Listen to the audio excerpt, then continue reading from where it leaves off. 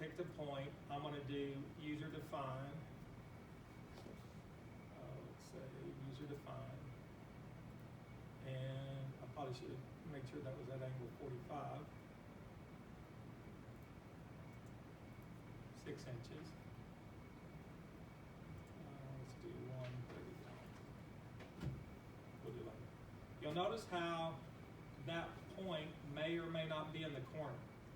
See how that siding doesn't start in the corner? Well, you can come up here to origin, pick that corner, and it moves it to that corner. So now when I hatch the other side, in fact, if I was going to hatch it, I'd actually just mirror it. But what I'm going to do is hatch, pick this point, do 45, and then zoom to that corner. You'll notice it doesn't line up. So now you have to set the origin to that.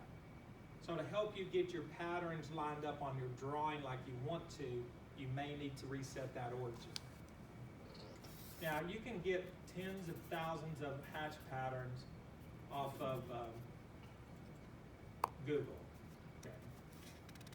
I've got several hundred that I can add. Oh, I'm still in the hatch.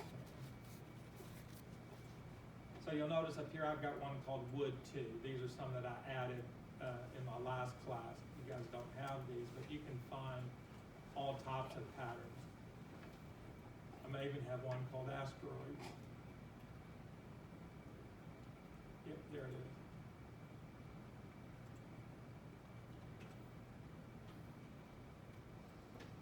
Got an asteroid hatch pattern. So there's a lot of them out there based on what your needs are. Hatching has improved a lot in AutoCAD. It's a little easier to use. It's a little more user-friendly. Now, one of the things we can do, and to me this really applies with gradients. I'm going to go ahead and start my gradient. I'm going to do a gradient pattern.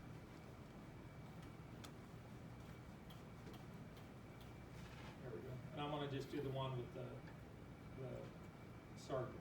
So if I pick 3 areas, you notice how the pattern spreads across all 3 rooms? But let's say you wanted blue to yellow in each room. Well, you could do separate hatches.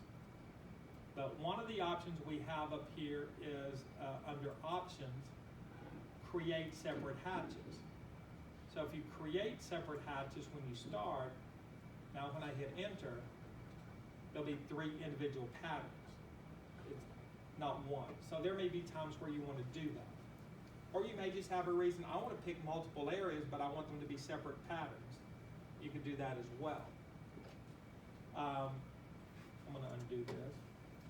I'm going to freeze my doors.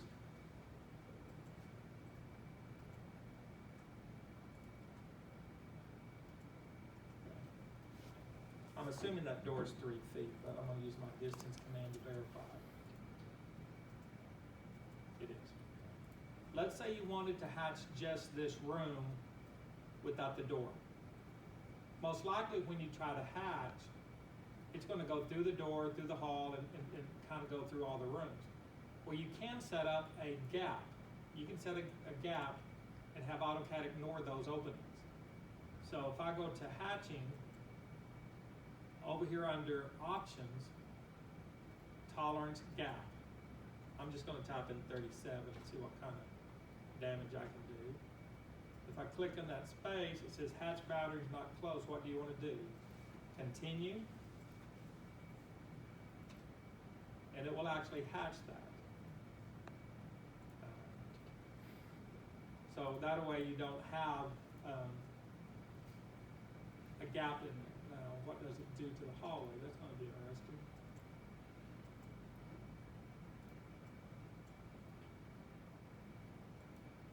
It says there may be gaps in the boundaries. I know there's gaps in the boundaries.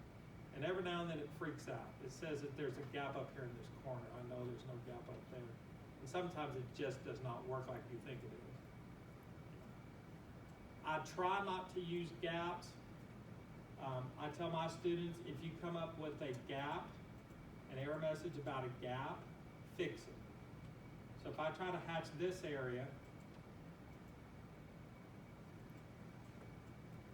it says continue, I'll say do not,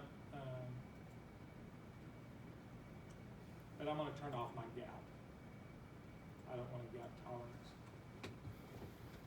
Now if there is a gap, you should see some red dots.